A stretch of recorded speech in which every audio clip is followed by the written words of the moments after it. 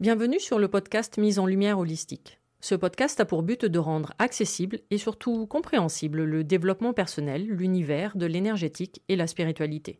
Mise en lumière holistique est là pour vous apporter des clés de compréhension dans votre cheminement intérieur spirituel.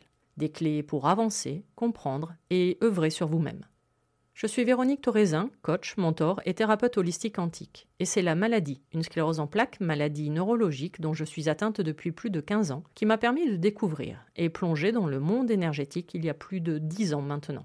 De par mes propres expériences, mes connaissances acquises, mes compréhensions qui sont devenues aujourd'hui mon expertise, je vous accompagne avec ce podcast pour un moment de partage, afin de vous permettre de transformer votre monde intérieur et votre vie pour retrouver votre pouvoir intérieur et votre souveraineté. Chaque semaine, seul ou avec des intervenants, j'aborderai de nombreux aspects de l'univers énergétique, tels le lâcher-prise, la confiance en soi, les différents plans de conscience, la médecine traditionnelle chinoise, ainsi que bien d'autres pratiques de la spiritualité. Et surtout, une notion chère à mon cœur, l'ancrage, la clé de votre être. Je vous souhaite la bienvenue pour ce moment d'écoute. Vous êtes un corps, une âme et un esprit.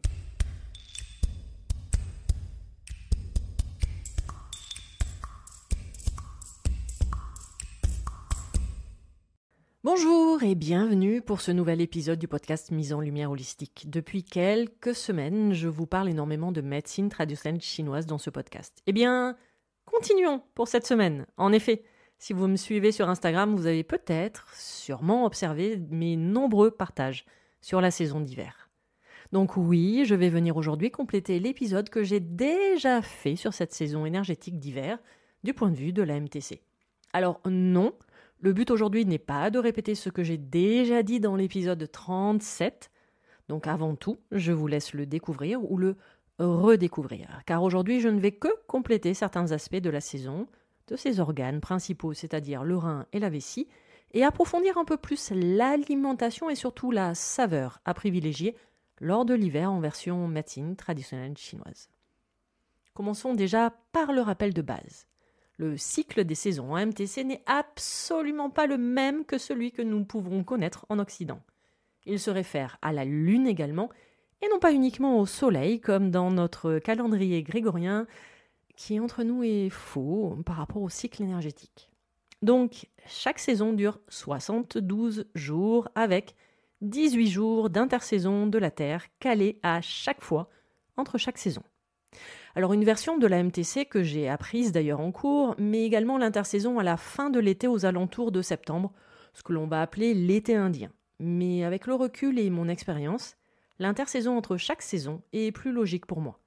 J'avoue que je préfère cette version de revenir en son centre, c'est-à-dire se reconnecter à la Terre avec l'intersaison tous les 72 jours, permettant ainsi de quitter tranquillement une saison pour préparer la suivante.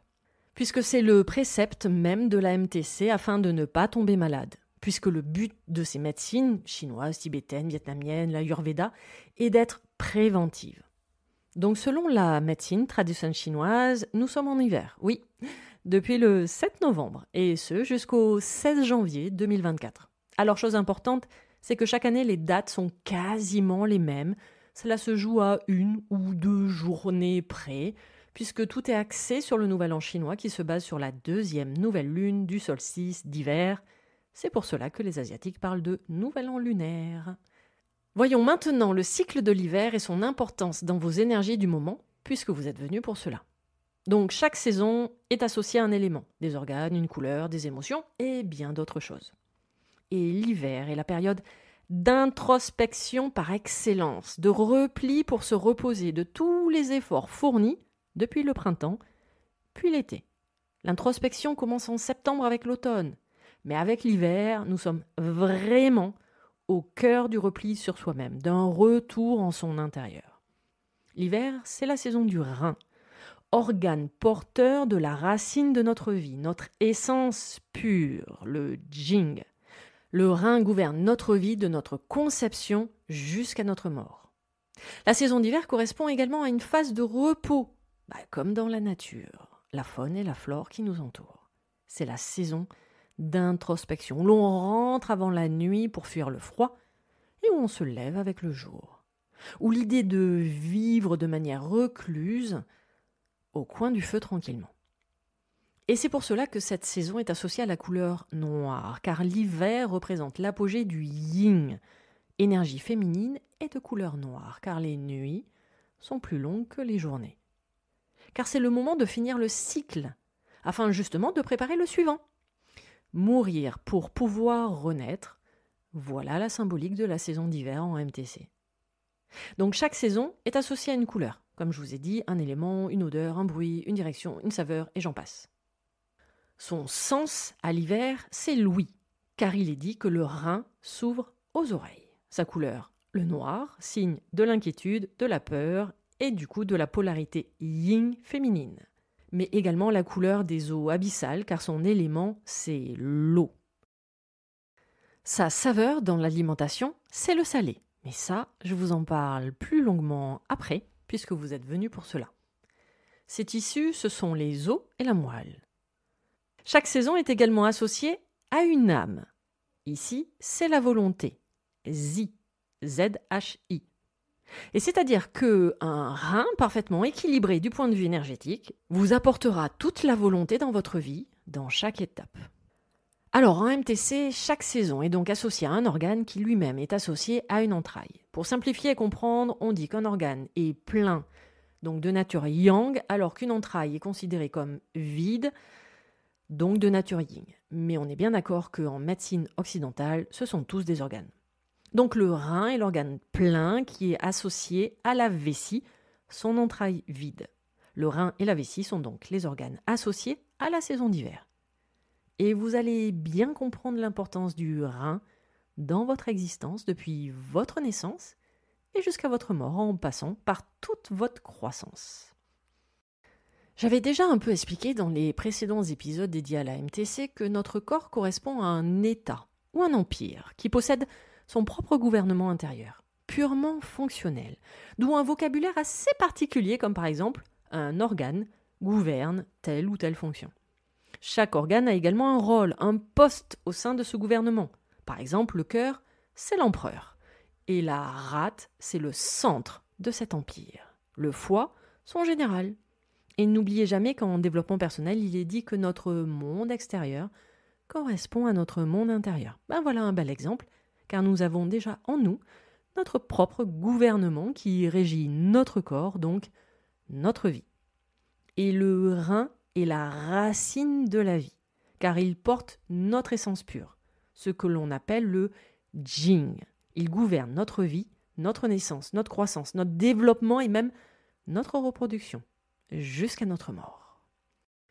Le Jing, appelé essence de vie, stocké dans le rein, est l'énergie vitale de notre corps. C'est-à-dire que c'est quand même grâce à lui que nous sommes en vie. Et ce Jing provient de deux sources. Ce que l'on va appeler l'essence innée du ciel antérieur, c'est-à-dire avant notre naissance héritée de nos parents, et l'essence acquise du ciel postérieur après notre naissance, apportée uniquement par la transformation de l'énergie pure extraite de notre nourriture, c'est-à-dire des aliments et des boissons. Donc la seule et unique source d'énergie de votre corps une fois né, c'est votre alimentation, le seul carburant terrestre. Cette énergie est essentielle, pour ne pas dire vitale, car elle va déterminer la qualité de votre vitalité tout au long de votre vie, de votre conception jusqu'à votre mort. Le Jing va donc être responsable de la croissance et du développement du nourrisson jusqu'à l'âge adulte. Puberté, développement sexuel à l'adolescence, et du coup, il va gérer également tout ce qui va être ménopause, andropause et vieillissement jusqu'à votre mort. Il y a d'ailleurs un épisode du podcast dédié à qu'est-ce que l'énergie, où je vous parle du Qi et un peu du Jing. Donc le Jing est à la base de toute l'énergie de notre métabolisme. Il participe à la production, la transformation, le transport de l'énergie nécessaire partout dans votre corps.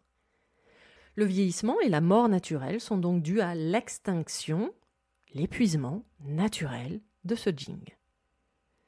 Et il possède le potentiel d'auto-réparation dans toutes les maladies infectieuses, dégénératives, les cancers et même les accidents.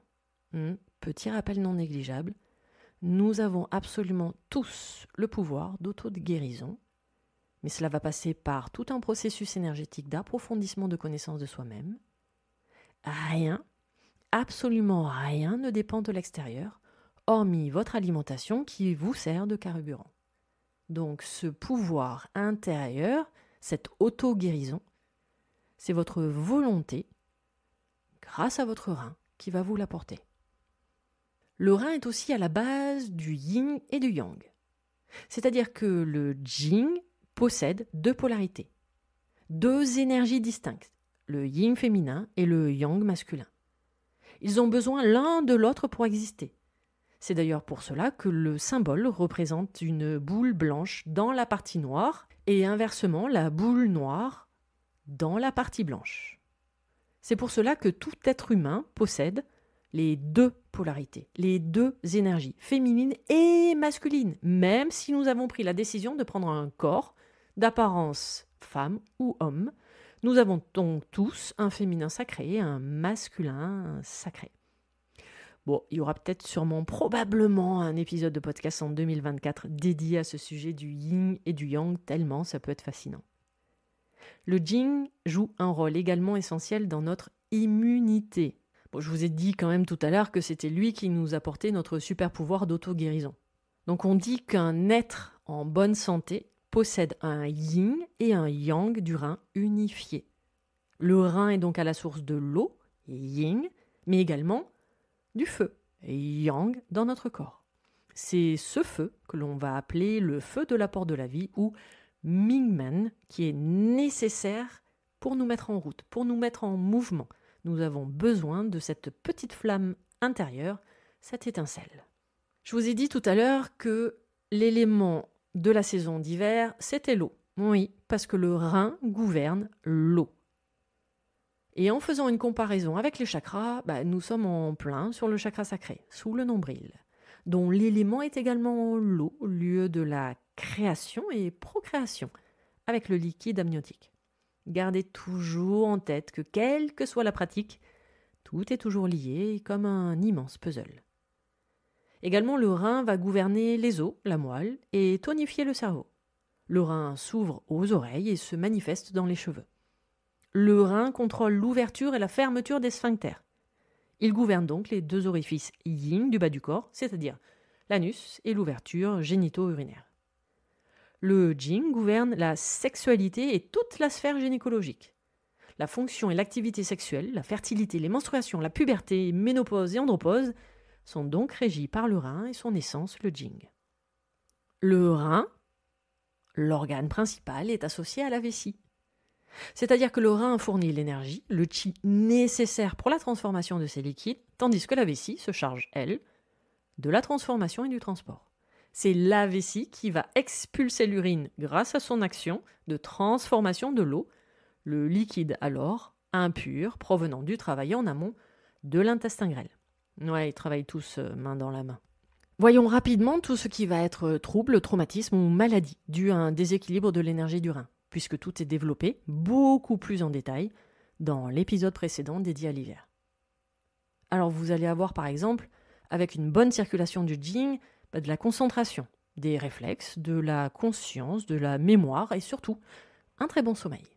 Une vigueur de l'esprit, une force physique et mentale viennent également avec un jing fort. Donc si votre jing est faible, cela va vous apporter des troubles de la mémoire, de la concentration, des vertiges, du coup un mauvais sommeil, et même des problèmes moteurs, un affaiblissement de vos jambes par exemple. Quelques exemples de différentes pathologies dues au rein, allez voyons ça dans la joie et la bonne humeur, ostéoporose, fragilité osseuse, acouphènes, problèmes dentaires, lombalgie, frilosité, fatigue ou maladies chroniques, toutes les maladies liées à l'eau, c'est-à-dire œdème, rétention et même les cernes. Vous allez avoir également tous les troubles urinaires, la diarrhée évidemment, les acouphènes ou les troubles liés aux oreilles. Ouais, il y en a d'autres, mais bon, je préfère vous les épargner. Alors, chaque saison est associée à un élément, l'eau, à des organes, le rein et la vessie, mais surtout à une émotion. Et oui, et l'émotion du rein, c'est la peur. Liée à l'eau, qui représente les abysses, les pièges et le danger, donc reliée à tout ce qui inquiète. Et cette peur peut être subite, à la suite d'une agression, d'un choc, d'un accident ou d'une guerre. Et là, ça va se manifester par une perte brutale du jing, un vide de l'énergie du rein. Et ce vide de Jing peut aller jusqu'aux insomnies, dépression, confusion, chute de cheveux, ou même les cheveux blancs prématurés, avec une perte de libido. Une peur chronique, une inquiétude ou une anxiété constante affaiblit également le Jing. Des peurs obsessionnelles, je sais pas moi, comme du noir, des animaux, ont les mêmes conséquences. Le sentiment de désespoir, c'est l'étape suivante en fait de ce vide de Jing. Désespoir accompagné de désillusions, d'injustices ou même parfois des désirs de mourir. La peur de la mort, c'est la peur suprême de l'homme et qui va appauvrir également le Jing. Chaque organe en MTC possède une âme. Et l'âme du rein, je vous ai dit tout à l'heure, elle s'appelle Zi. Z-H-I. Donc le rein abrite la résidence de la volonté.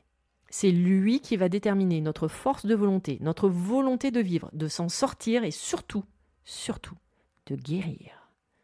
Puisque, petit rappel, nous sommes le créateur de notre vie et donc toutes nos maladies, mais surtout de notre guérison. Ça va être également la volonté de transmettre, de création. La détermination et les buts fixés sont le signe d'un rein fort. Le manque de volonté, de motivation sont des signes avant-coureurs de dépression nerveuse pouvant être effacés par une tonification du rein en acupuncture par exemple.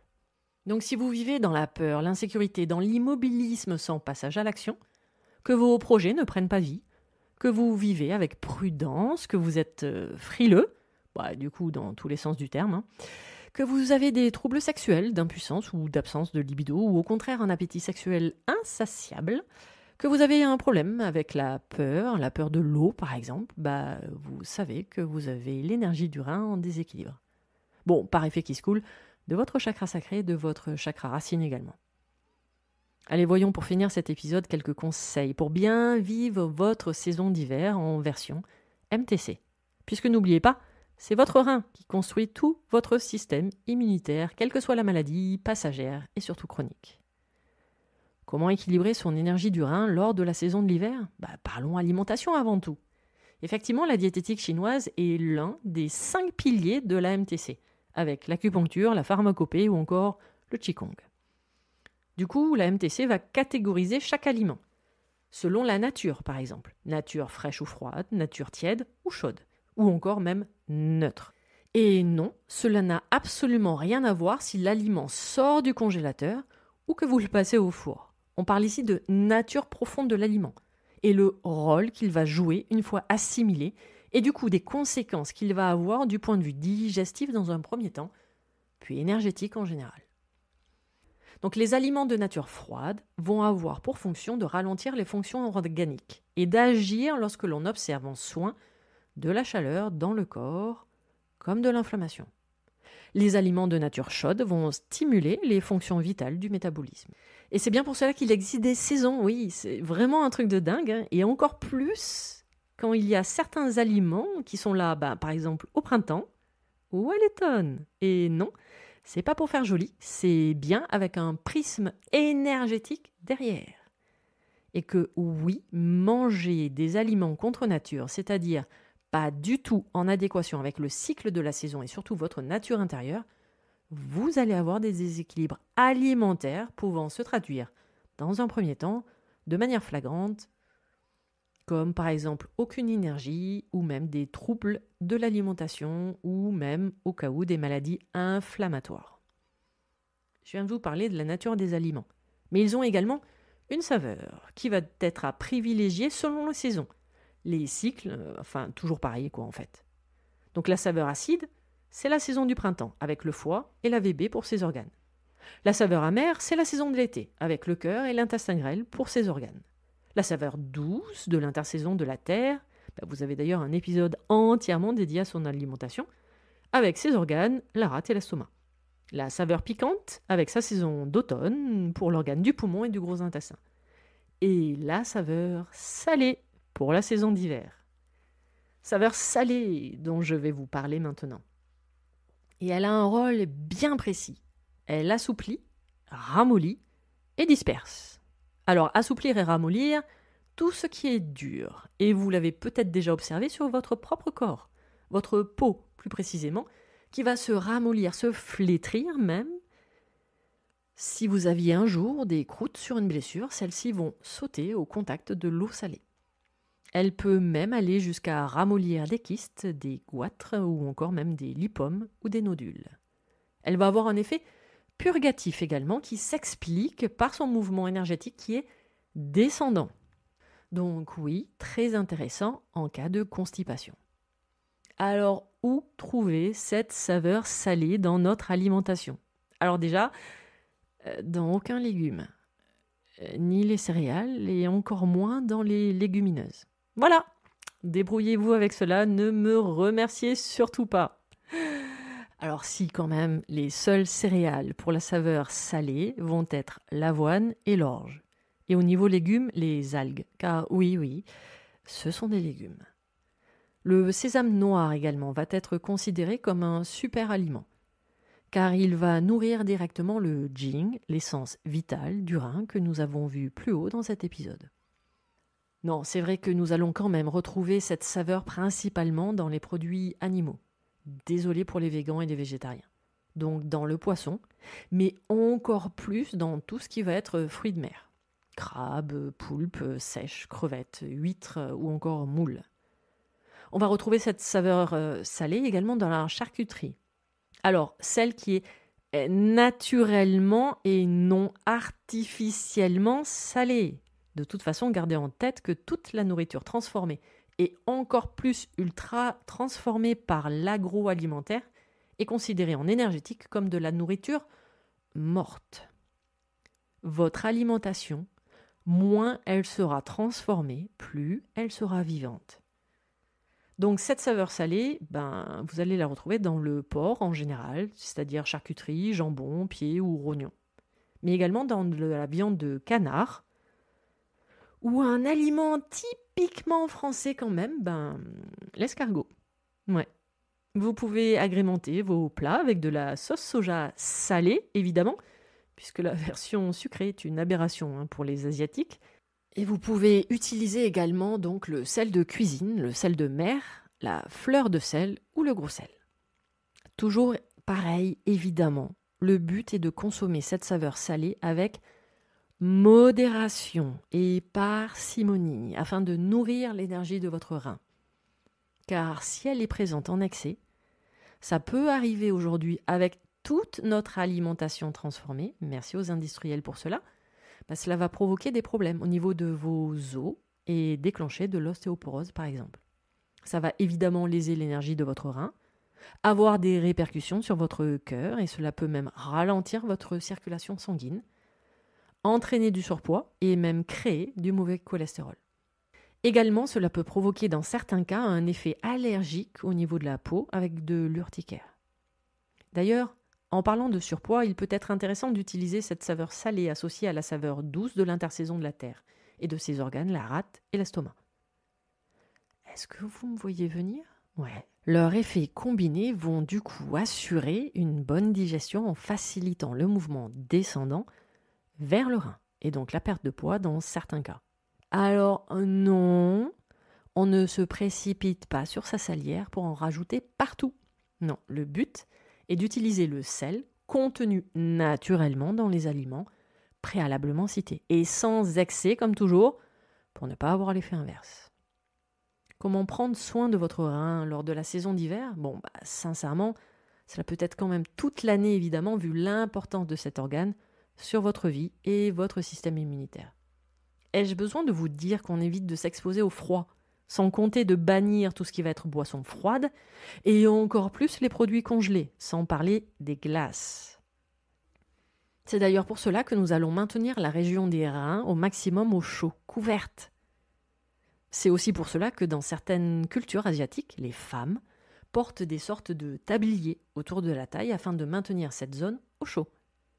Certains médicaments, tels les antibiotiques ou paracétamol, sont de nature froide, avec une saveur amère selon un MTC. Donc faites ce que vous voulez de cette information. Vous pouvez également utiliser la racine de ginseng, qui d'ailleurs est le meilleur allié de vitamines, loin devant la vitamine C. En effet, le ginseng fortifie les 5 organes vitaux, c'est-à-dire le cœur, le poumon, le foie, le rein et la rate pancréas. C'est d'ailleurs l'un des plus puissants toniques du Qi, c'est-à-dire de votre énergie. La racine de Ginseng va harmoniser et tonifier votre Qi, c'est-à-dire augmenter votre énergie vitale. Il va stimuler votre système immunitaire. Il va améliorer vos fonctions cognitives. Il va diminuer votre tension. Il est d'ailleurs considéré comme un antioxydant. Il accroît les performances physiques et il peut même réguler le glucose et l'insuline. Pour avoir beaucoup plus d'infos sur le ginseng, ses vertus et son utilisation, vous avez l'article complet sur le blog de mon site internet, car oui, j'ai un blog avec plein d'articles intéressants également chaque semaine. Lors de cette saison d'hiver, je ne peux que vous préconiser également de manger et porter du noir. Bah oui, cette saison, puisque c'est la couleur de l'hiver. Alors ça peut être aussi également un bleu très sombre pour rappeler les eaux profondes abyssales. Alors niveau alimentation, de couleur noire, vous allez avoir les haricots noirs, les olives noires, le radis noir, les algues, les champignons noirs, le sésame noir et même le chocolat noir. Non, ne me remerciez pas, la MTC peut aussi vous servir d'excuse sans culpabilité.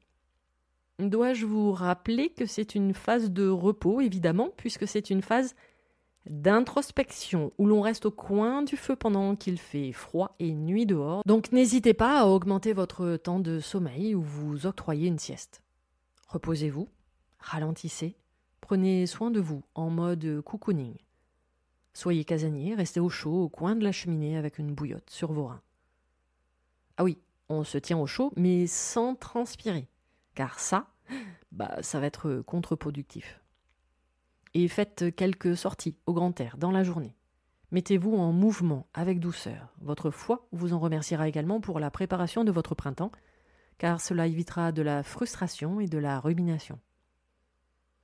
Reposez-vous tout en faisant le point sur de futurs projets. Posez-les juste sur papier pour leur donner forme, leur donner vie, sans pour autant les mettre en action. Plantez les graines, car c'est le printemps, début février, qui va se charger de les faire germer. Tenez un journal de bord ou même un journal de gratitude. C'est le moment d'aller voir vos zones d'ombre, ces fameuses zones sombres tant aimées par le développement personnel. Retrouvez votre confiance en vous, reconnectez-vous à votre volonté, puisque c'est quand même l'âme végétative de votre rein qui vous la porte. Devenez curieux, partez à la chasse de nouvelles découvertes, de nouvelles connaissances pour sortir de votre zone connue. Votre mantra pour cette période ? Ralentir. Ainsi, vous rechargez vos batteries. La saison de l'hiver en MTC va se terminer le 16 janvier 2024. Pour enchaîner sur 18 jours d'intersaison de la Terre jusqu'à début février 2024. Avec l'arrivée du printemps en MTC, qui commencera donc à ce moment-là avec sa phase de détox. Oui, petit rappel, c'est le seul moment de l'année où vous pouvez prévoir une détox de votre foie et de votre organisme. Et vous commencez à avoir à disposition de nombreux épisodes sur la médecine traditionnelle chinoise, ses saisons, ses organes, ou encore même l'énergie. Ainsi, vous pouvez suivre les cycles et prendre soin de vous. Et chacun de ces organes de saison, votre énergie vous en remerciera. Ce nouvel épisode dédié à la médecine traditionnelle chinoise du podcast Mise en Lumière Holistique est maintenant terminé. J'espère vous avoir éclairé un peu plus sur cette saison d'hiver afin que vous la viviez et que vous en profitiez avec le plus de sérénité, d'introspection, de mourir afin de mieux renaître au printemps. Retrouvez-moi sur Instagram où je partage mon expertise au quotidien, ainsi que toutes mes prestations, mon accompagnement conscience ancrage sur 3 mois, le coaching énergétique ancrage ou encore les initiations Reiki en ligne sur mon site internet www.veroniquetoraisin.fr. Tous les liens pour me retrouver seront mis dans le descriptif de l'épisode. Vous pouvez également vous inscrire à ma newsletter mensuelle pour recevoir des nouvelles énergétiques régulièrement. Et également, vous avez à disposition gratuitement un e-book que j'ai créé sur la notion énergétique essentielle et vitale, l'ancrage. Votre rein vous en remerciera. Vous pouvez écouter tous les autres épisodes sur les différentes plateformes d'écoute ainsi que sur ma chaîne YouTube. À vos prochaines écoutes, à nos prochaines aventures et merveilleux moments à vous. et à très vite dans un prochain épisode. Pour ne manquer aucun des prochains épisodes, n'hésitez pas à vous abonner sur votre plateforme d'écoute favorite, à commenter, à noter et même partager le podcast Mise en Lumière Holistique. Vous êtes un corps, une âme et un esprit et n'oubliez jamais, vous êtes précieux.